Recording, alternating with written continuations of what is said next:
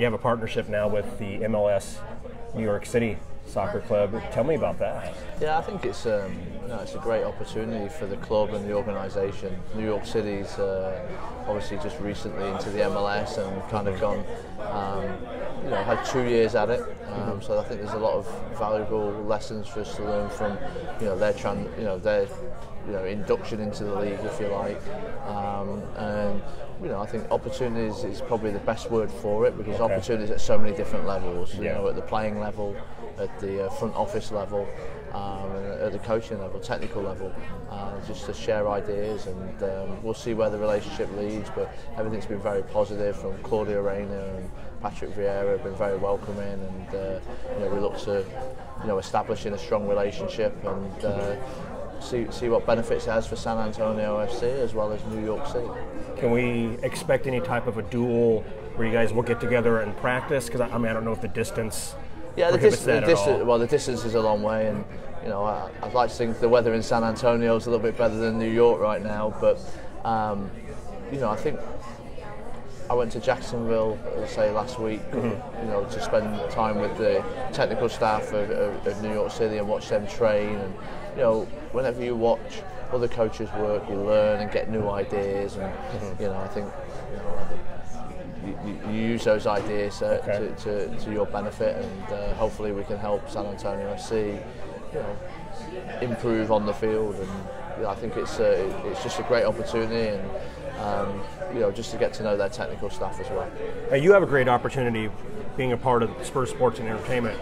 I know a lot of coaches will go out of the realm of comfort and seek coaches from other sports. That said, have you had a chance to really sit down and talk with Coach Pop and just pick his brain and talk about sports and life and anything in between? I've only ever met Coach Pop very briefly. Okay. But R.C. Buford spent several hours with us.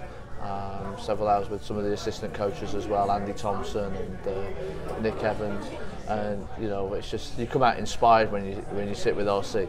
He just inspires me. Just his stories and the information is a wealth of knowledge, especially of the San Antonio Spurs. Right. But he's also been very helpful in establishing a culture for us.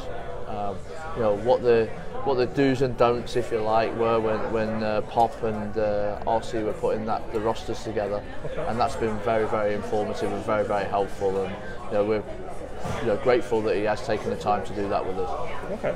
So you're from England. Yeah. Right. How did you end up over here in the States? It's many years ago now, but. What happened was there was a coach that I was playing for by the name of Pat Barrett, and he emigrated to the States and ended up at a place called UNC Greensboro, a Division I college team. Yeah. Pretty good in the Carolinas, and at that time they've won a couple of national championships at Division III and Division II, and we're transitioning to Division I. After a year, he called me a couple of times and said that I'd really like it in America and I should come out. And what was appealing to me personally was I was in a professional club called Knox County, doing my apprenticeship, or what they refer to as a trainee program, learning to be a professional player from the age of 16 to 18. All right. But I was always continuing my studies. My mum and dad had made sure I stayed on task with my academics. I bet. And then to have the chance to come to United States, if you like, Greensboro, North Carolina, and combine the academic side and earn a degree, as well as play soccer, was very appealing. And Pat painted a great picture. And in those days there was no cell phones. When I left, I didn't know when I was coming back. I had 2 suitcases, but figured I was up for the challenge, and had a great time playing collegiate soccer, and it was something that. I wanted to stay in the States and continue with my education and my soccer education, if you like, and continue to coach after playing. Okay. Do you have a home in England still?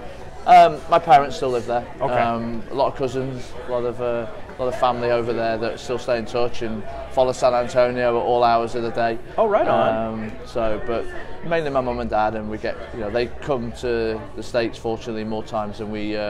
Actually head back to England. Okay. When's the last time you went back to England? Probably 2 or 3 years ago now. Okay.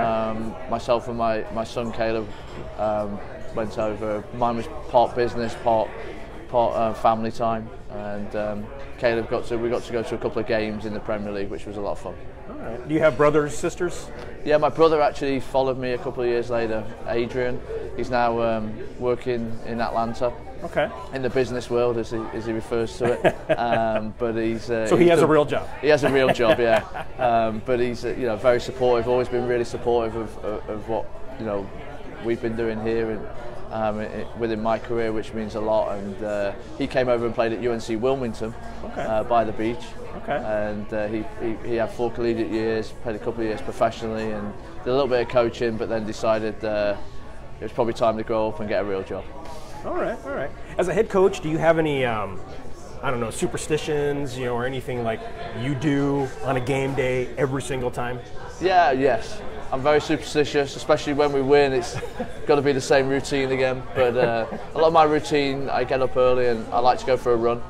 Okay. Listen to music, listen to different podcasts, just basically just clear my mind and go for a long run. Okay.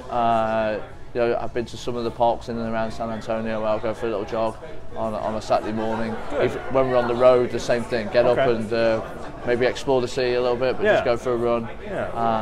And then just get ready. Just make sure everything's in place, the plan's in place, all the players understand the plan, and I think get in the locker room, try to get there before anybody else, and get the guys ready, and hopefully they come out and perform to what they're capable of. What music do you have on your iPod?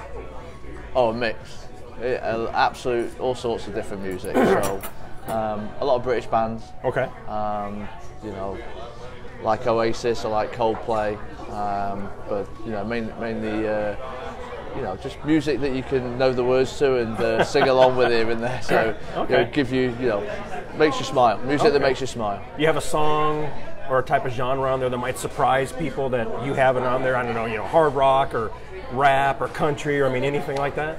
No, I went to a Garth Brooks concert this year, so that was a little bit different for me. Which concert? I'm sorry. The Garth Brooks. Oh, did you really? Yeah, with my wife. Took my wife there for an evening together, so I've got a little bit of Garth Brooks on there, which I don't know if I'd admit that. I admitted that 2 or 3 years ago, but no, a bit of Garth Brooks, but no, not really anything too special. I'm not into rap music as much. So when the guys play that in the locker room, I'd rather them turn it down a little bit, to be honest. Garth Brooks, he puts on a great show, doesn't he? It's a great show. It was incredible. I was well impressed, and his energy, fantastic. I know. He's got the energy of an 18-year-old, I think. Yeah, that's pretty darn cool. So you have a guy on your team, Matt Cardone. Yep. Local guy. Tell me about his beard. That thing just seems to be getting bigger and wider and thicker. I think he has stuff hidden in there. Yeah, I think he does too. But I think that's his identity. So he's got the beard and he kind of he likes it, and that's his thing. But Matt's done well. Not only with the beard's growing, but he's growing as well as a player and as a person, which is great to see. Have you ever had a beard? No. Mustache? No chance. No. You've always been clean shaven? I try to be clean shaven, and a couple of times at the beach I let it go for a couple of days, but it's all over the place. So no, that's not going to be me.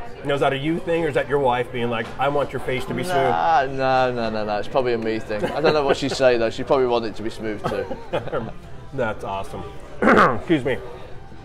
So have you been to the Lion Rose before? Yes, of course. Okay. Yeah. Actually, we're over there watching a Manchester United game a couple of weeks ago. Okay. With some of our supporters, which was a fun morning. Okay. How does this compare to a true English pub as far as looks, food, that kind of stuff, atmosphere? It certainly has a look. It's probably a little bit bigger. Oh, is it? Okay. It's probably bigger. Okay. Some of the pubs I think are a little bit more cozy, if you like, but no, it's nice. I know there's several around town. I've been to a couple of different locations and enjoy the food, and it gives you a little bit of a taste of home when you come in here. Okay. So you moved over here to the States when you were a teenager? 18. 18. Okay. So you've been here a long time. How do you keep your accent? I don't know. I guess I didn't try to lose it. I suppose I just.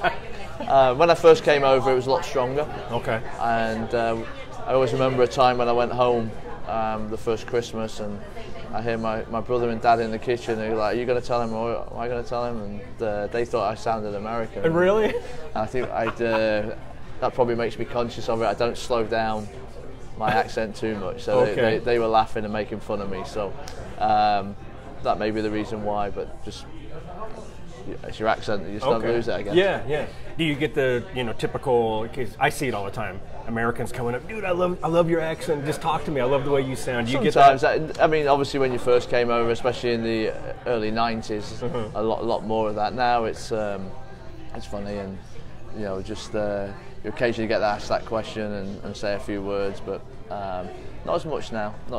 It's probably because the accents, you can get it on their social media as well, and all the different things nowadays. People are more familiar with it. Yeah. But it's sometimes to repeat myself, and sometimes people ask if I'm from Australia. So that's probably the most common question. Australia. Yeah.